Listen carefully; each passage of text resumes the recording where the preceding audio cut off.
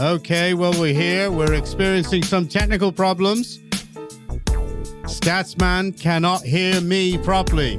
That is a catastrophe because he can hear the Gazelle. Say hello, Gazelle. Good evening, ladies and gentlemen, from the warm side of Greece. Very, very warm, actually. It's 24 degrees. Where you at? Yeah, I'm trying to drown you out there, Trevor, because, we hate you. Statsman, say hello to our lovely audience. Hello, lovely listeners. Hope you're all doing well. Thanks for tuning in again. Well, has everybody got their boxing gloves on? Ding, ding, round one. Yes. Yeah, don't mention boxes because I'm on the last pair. Now I'm running towards the end of my holiday. I've only got one pair of boxes left. Well, you're going to have to hone. You're going to have to hone your pugilistic talents because, unlike Mr. Keir Starmer, does anybody remember when he was hitting that punch bag? What he looked like? Hitting the punch bag. Is that what you call hitting it? Yeah. Smash the gangs. I think I've said this before. Couldn't smash his way out of a wet paper bag him. Well, not quite so with Labour MP Mike Amesbury. I mean, that guy, he does know how to throw a punch, but he throws a sneaky punch. And we have it now from the constituent who was sucker punched by his Labour MP. And he was arguing about winter fuel allowance and the bridge closures in Frodsham. How about that? When he was punched by the politician at 2:15 a.m. Well, the first thing I want to know is, why is that guy out drinking at 2:15 a.m.? He's an MP. Shouldn't he know better? Keir Starmer's his boss. I mean, MPs can drink till 4, 5 o'clock in the morning. Why does he have to pick a fight at 2:15? That's what I want to know. Too early in the night. Go ahead, Statsman.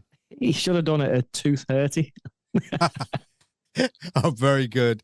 Very Smacked good. him in the mouth.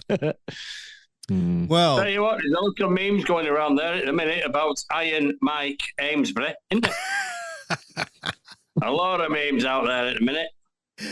Oh, there was another one that I saw where this guy is going to his constituency office, and as he's walking along, he's punching every constituent as he's walking along the path to go in. And it just said Mike Amesbury on his way to his constituency office, and he's throwing punches at people along the way. Keir Starmer has described the footage of Mike Amesbury sparking out this other guy as shocking. He insisted that the Labour Party had moved swiftly to suspend the MP, who will now sit as an independent, but refused to comment further while a police investigation was ongoing. Now, hey, Mark, is it true that earlier in the day that Mike Amesbury was with Dan Price, the Police and Crime Commissioner? Yeah, what were they talking about? What are you not hitting people? What would you hazard, sir? What would you think they were talking about?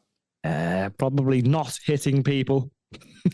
Well, locals, they insisted that Mr. Amesbury should resign for his apparent loutish behavior and a by-election called. What do you think? Do you think we're going to get a by-election, Mark? Don't know. I mean, you've had a few Labour MPs in a bit of trouble before, haven't you? Dawn Butler, she fronted it out, didn't she? So, I mean, probably, yeah, but I don't know. These are the type of the people who will just front this out, but we'll see. I was going to say, it's a shame the police didn't move as swiftly as Keir Starmer, really, because there's clear video evidence of him smacking someone, so only waiting for. Well, there's plenty of witnesses. Trevor, we know that you weren't there. You were in Greece, so you couldn't have been involved. If you were involved and you were talking about the winter fuel allowance, do you think you could be sucker punched? There's no way he would sucker punch me, but I won't go into that because I'd see it coming. Anyway, now, what's happened is, could he be thrown under the bus this week? Because there might be a budget coming up. So, are they going to? Don't forget, if they lose Mike Amesbury or whatever his name is, right? If they lose him, they're not going to be bothered. He's only 1 out of 400 of the majority.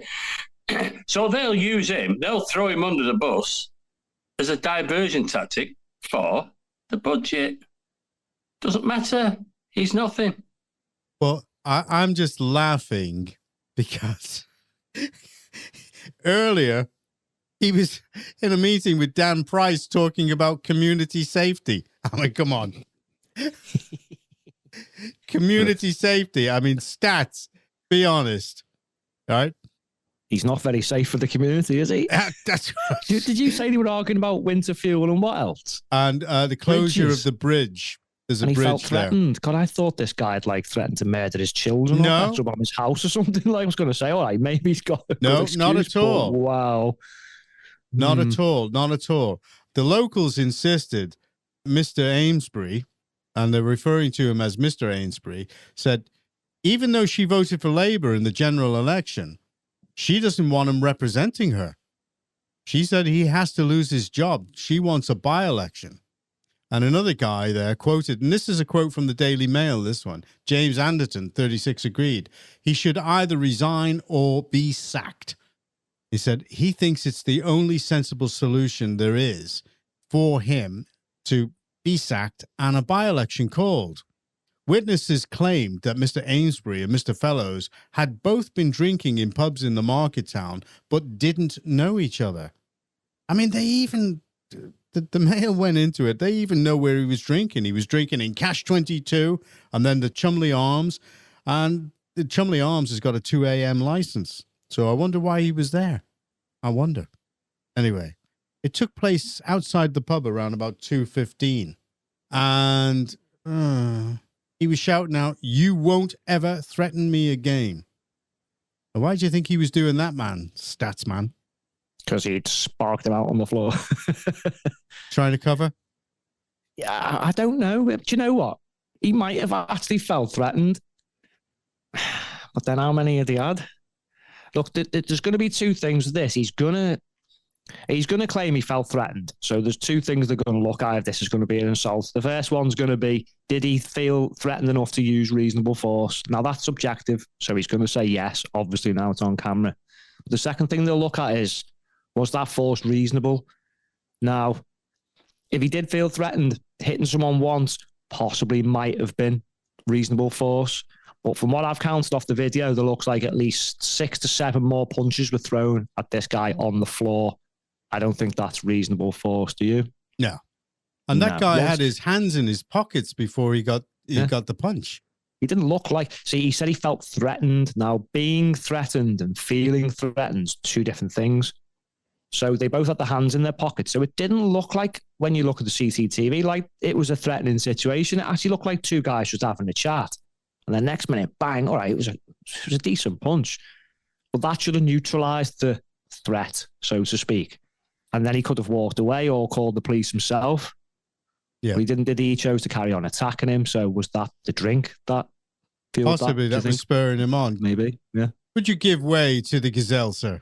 All yours, Gazelle. Well, I've looked at 3 sides of this video now.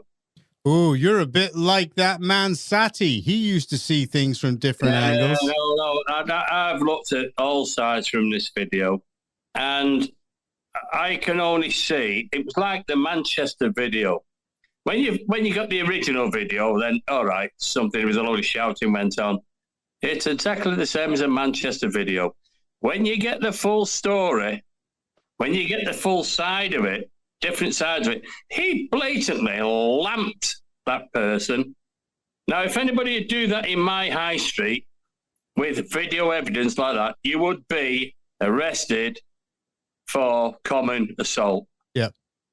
I'm sorry, I can't see that any other way. And lock him up.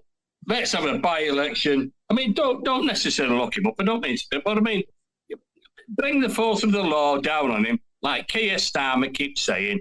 We'll bring the full force of the law down on him. Well, let's see him do that with one of his own, okay? That looked like an absolute aggressive assault to me. And the way that Statsman was continuing to see him punching the guy when he was already down. Yes, exactly. That makes it even worse. If he just hit him, but he didn't just hit him. Now, whether that's alcohol fueled or not, I'm not interested. The fact is that he did it. And he carried on. I don't care what the reasons are behind it. The fact is that he punched the bloke and then he went on to attack him again. Yeah. 4, 5, 6 times. Now, that has got to be aggressive. Yes. The bloke's got to be sacked. There's got to be a by-election coming up. End up. How do you think Dan Price is going to feel about that in his in-tray, Mark? Don't think he's going to be too happy. I think he's going to want that to disappear quickly, isn't he? But we'll see, won't we? Because like the fella who threatened to cut people's throats, that went on for a bit, didn't it? No, unlike everyone else who was rioting or whatever they were doing. I mean, they were just slammed straight away, but I can't see him going to prison for this. I mean, if it looks like common assault, if you're looking at maybe a caution or a fine at worst, probably. But I think what's going to hurt him more is if he loses the whip. People are getting put in prison for 2 years for hurty words. Yeah, he's not far right. And he didn't post a meme, so he probably won't go to jail, will he? Well, again, it's the two-tier system. It's the two-tier system again, isn't it? You cannot set a precedent and then ignore it. But they will, because the biggest hypocrites this world has ever seen, these left-wingers, aren't they? If they do, then, well, they will. I'm afraid they've got to suffer the consequence. Let's call another election over this one incident. You are asking for fairness in the way that they treat them. I mean, I'll come on to some of the serious points. Let's get some funnies out of the way. Robert Jenrick, Tory leadership candidate, wrote on Twitter, Labour's promised to smash the gangs, but it looks like they're now smashing their constituents instead. Oh, I said that before, didn't realise he'd said it. He said it, but you said it. You said it quite separate to him. And the funny thing about it is Mr. Amesbury has previously demanded tough sentences for violent crime and is one of the stringent critics in Parliament of violence. So you're catching that? He's one of the stringent critics of violence in Parliament. Thugs and criminals should expect a decade in jail. And in 2020, and I'll go through to stats and give way momentarily, Mr. Amesbury spoke during a Westminster Hall debate regarding this, and I cannot get over. He said, anyone who is assaulted deserves to be protected by the law. What is more, despite ample evidence, some cases are not being prosecuted, even when there is clear video footage of an assault. Go ahead, Statsman. Well, we've got clear video footage of an assault. So what are you waiting for? Now, I've just got this feeling again, like I just said, because these people are the biggest hypocrites the world has ever known. He's going to play the victim, isn't he? Yeah. Because we know they know how to play the victim. It'll be alarmed and distressed. I'm just not sure it's going to wash on this occasion when a man's standing in front of you with his hands in his pockets. Yeah. But all right, I'm going to try and play devil's advocate. Should people really be challenging you about your job in the street at 2 a.m. in the morning? Possibly not. The guy should have just been able to go out for a drink, should he not? Agreed. It's Oh, no, hang on a minute. You can't have it always. The bloke's a hypocrite. He's on about how you should have, crime has got to be dealt with, etc., violent crime and all this crap and all that lot. Then he goes around lamping people. Well, that's okay. That. And then when Mark said, well, can he not be allowed to go out? Well, not really, because why didn't he ring the police? Why did he have to lamp him? Why didn't he ring the police and say, I'm being assaulted? He must have some sort of panic button. I think these MPs, I know my MP's got a bomb-proof door or whatever, and with all the recent incidents that we've had, surely they've got some form of security to check them. They must have. Why didn't he ring the police? Why didn't he get a taxi? Well, he did. Why didn't he get a taxi from the venue where he was? Well, he's got a lot of money. He's on £100,000 a year. Why didn't he get a taxi from wherever he was? Why did he stand in a normal rank? Well, the Mail is reporting that the victim stood with his hands in his pockets and made no physical move towards Mr. Amesbury when the politician suddenly hit him with a left-handed jab of such force his opponent was sent sprawling off the curb and to the ground. And other people came along to try and stop it. And I saw some things on Twitter today which actually were trying to say that it was some form of a setup, but it didn't look like that to me at all. In my opinion, if the guy is not censored and arrested and charged with assault, then it's showing again two-tiered policing within the country. And I believe we have somebody else who's going to be coming back onto the show to talk about that very, very soon, about his opinion about two-tiered policing, even in Cheshire right now. Anyway, Gazelle, what did you want to say? What I want to add to this as well is this happened in Warrington a few years ago. The implications of this, I mean, when I watched that video, I was shocked because he just punched him out of thin air. Yeah. That's how it seemed. Whatever the altercation was, whatever the arguments were, I don't know. Now, he punched him out of thin air, and it was quite a good punch as well. Now, that person could have fell back, hit his head on the curb, or hit his head on the cobbles or whatever. I think it was a cobbled street where he actually hit him, but whatever. Now, the consequence of this could have been a lot worse than it was. And when he went in to hit him again on multiple occasions, you know, I don't even want to think about what could have happened. The bloke has got to be prosecuted. Yeah. Okay. Go ahead, Mark.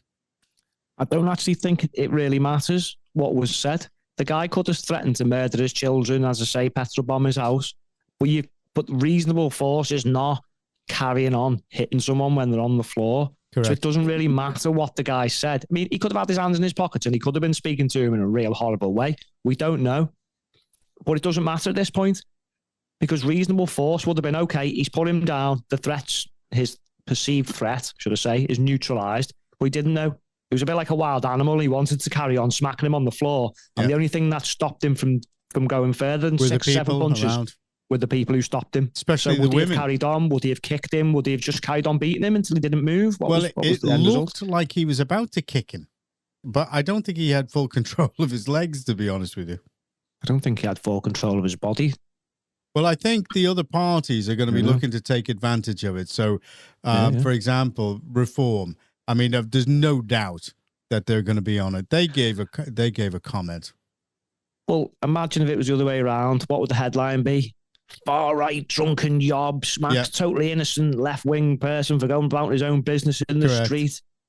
Throw him in jail. He'd have been arrested straight away. There'd have been a whole scene made. He'd have been caught the next day. It'd have been all over the... You know exactly how it would have been handled. So, sorry, but I've got no sympathy on this occasion. Well, an unnamed spokesman for Reform UK has said that no matter what verbal exchanges happen before, it's never acceptable for anyone to resort to violence to solve a dispute, let alone a sitting member of parliament. Well, try telling that to the IDF in Gaza and the Middle East. I think there might be situations where people have said something where you might have to react like that before they react to you, but it just doesn't look like it in this situation. No. I'm sorry, but the guy wasn't bouncing around in front of him, you know, looking like he was trying to intimidate him. He wasn't surrounded by 3 or 4 people, so he was feared. He wasn't doing a Bugs Bunny, was he? He wasn't doing a Bugs going, put him up, put him up. Both hands in pockets, just looked like they were talking. The next minute, bang. And it wasn't a Jew, was that reporter, a jab. Jesus. I guess it's not a sports reporter then. It was a left hook, wasn't it? Ooh, it was quite a good put. To be honest, I think the guy should have seen that coming a mile away. He took his hands out of his pocket. He wound it back and telegraphed it that much. I know. I was late. The guy was probably tired. He wasn't looking for a fight. That's probably what it was. Well, if one thing will come out of it, no, he probably won't be threatening his MP again. No, but it's going to be a major headache for Keir Starmer coming just before the budget. But as Trevor says, it could be a diversion. to get this out of the way, and they could throw him under the bus just for that. And I've noticed that, quite simply, there will be an awful lot of stories about this coming from the left-wing press, because I'm sure that they will use it as an excuse. There'll be no doubt about it, to actually take away some of the, if you like, some of the sting of what's coming on, because that's coming out right now, and they're all saying, "Oh, it's going to be bad." Are you ready for it, Trevor? You ready? Are you ready for that right hook coming from the Chancellor? No. God. Stop doing the pauses, Trevor. I mean it now. You will feel my wrath even in Greece as you're relaxing on the beach. I didn't think it was only a time lapse. No. Free No, Trevor's it wasn't. gaps. That's a lie. There was nothing. You were still smiling and moving on the video. I can see you. So bullshit. And all my nose is blocked and everything. It's been terrible over here. And you think you've got problems. I've got Maidzilla. She's dragging a mop outside my bedroom in the morning. She drags it up and down the hallway so I can hear it to wake me up, because she won't knock on my door.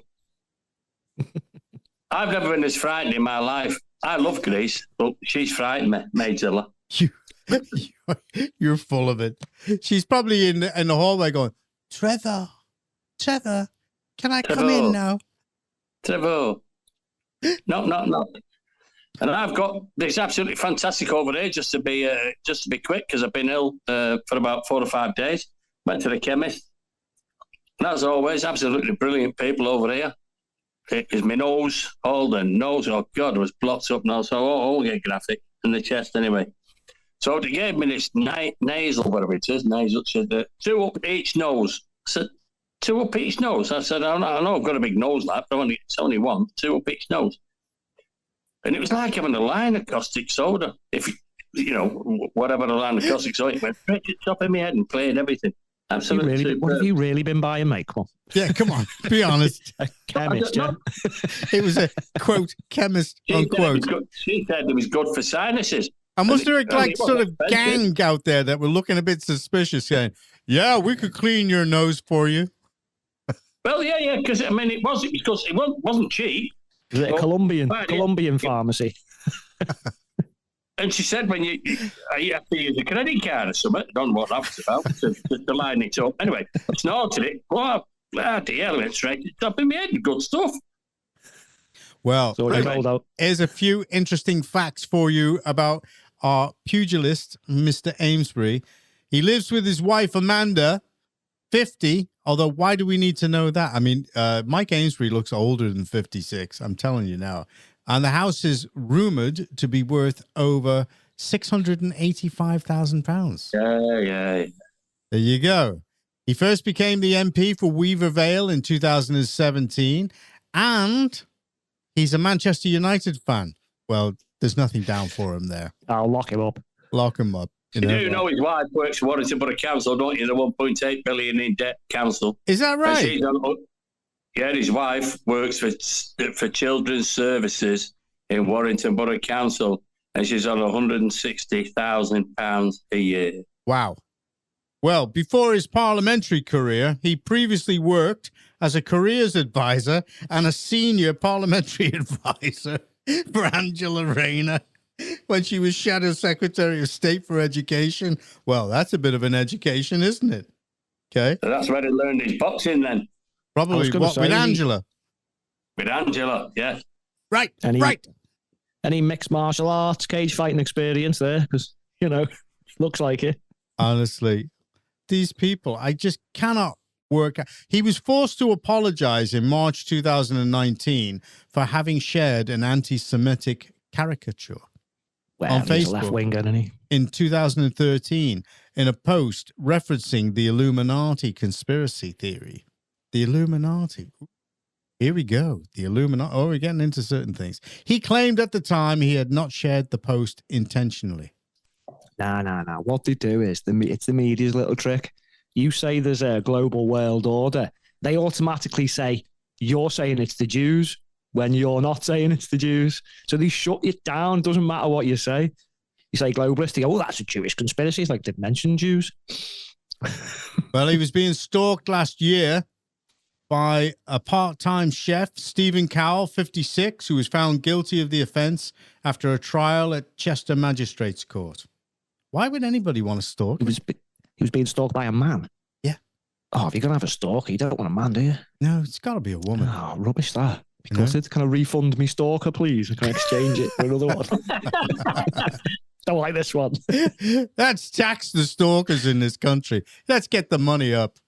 He's got a penis. I don't want this one. Oh, Yeah. hang on. Now he could still be a woman, couldn't he? By their logic. Well, hey, there's a thought, isn't it?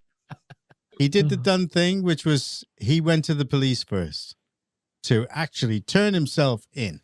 How about that? Oh, no, that. Which police did he go to? Cheshire, was it? And I hope he went to the Police and Crime Commissioner. No, he was It in would be Bermuda damn at the right. time. Yeah. He was in Bermuda at the time. He had that. Crime Commissioner, Dan Price, who's a Labour Police and Crime Commissioner. Sack them all. Sack the Police and Crime Commissioners. They shouldn't be political. End Right. of. So that's it. So you don't like Dan Price because he's Labour. Is that right? No, do be Dan Price. I'm just saying sack the Police and Crime. Yeah, no, I don't like Dan Price. You're right. But anyway, get rid of the Police and Crime Commissioners because it's political status and it should not be. You've got a few minutes left. Statsman, go ahead. Well, it's Dan Price's time to shine because the last 2 weeks we've had a couple of councillors on, haven't we? We've had a bad time. Yeah. And we've asked him to now start policing properly. No more of this two-tier nonsense, biased policing. So let's see what happens. This is a big test for Dan, isn't it? Can we hear Is he the gonna music? pass or is he going to flunk? Da-da-da, da-da-da, da-da-da-da. Sweeney going in, arresting him. He's going to Frodsham. Right, let's get him. Book him. I don't think it's going to happen somehow. Have you not got Eye of the Tiger for an outro? We could do that, Yeah, do that. but we can't afford to pay the royalties on it. Iron Mike Amesbury, I love that. All those memes that are coming out now. I just love the one of him going to his constituency office and he's beating up people as he's going along. I did something before where I did something in Mike Tyson's voice, pleading with Keir Starmer not to take his whip because he'll buy him a suit and some new glasses. But it asked me to pay to download it. I was like, oh no. Okay, Keir, don't take the whip away from me. All That's right. exactly what it was. I'll buy you some new glasses. I'll buy you some more glasses. Here we go. Okay, well, that's end of part one. We were only expecting that to be 20 minutes long, but, it just went on a bit. A bit like Mike on top of that guy. He went on a bit. You're not gonna threaten me. You're not gonna argue with me over the winter fuel allowance again. All right. It's all been out of control, hasn't it? Am I going to get locked up for that?